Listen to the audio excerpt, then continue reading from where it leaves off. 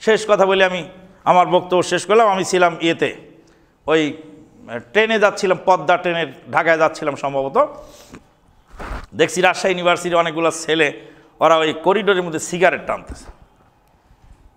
তো এখন ইউনিভার্সিটির ছাত্র তো এরা, শিক্ষকরাও মারতে দ্বিধাবোধ করে না, আর আমার মতো মোল্লা মুন্সিক তো হিসাবেই ধরে না।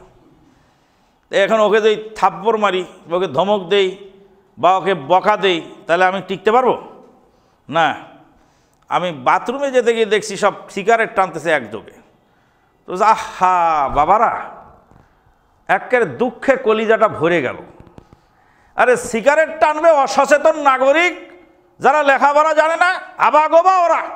তোমরা এদেশের ভবিষ্যৎ, তোমরা জাতির ক্রিম, তোমরা জাতির ফিগার, তোমরা জাতির মেরুদণ্ড, তোমরা সিগারেট টানো, দুঃখ রাখি কোথায়? সঙ্গে সঙ্গে সব কটা ছেলে একটা সিগারেট ফেলে দিয়ে বলছে, আঙ্কেল ক্ষমা করে দেন, ভুল হয়ে গেছে, সরি। আল্লাহু আকবার, সুবহানাল্লাহ। দাওয়াতি কাজে বরকত আছে। আপনি যেখানে যে মহলে থাকবেন, আপনি দাওয়াতি কাজ যে কোনোভাবে করবেন, সুন্দর পন্থা অবলম্বন করে করবেন।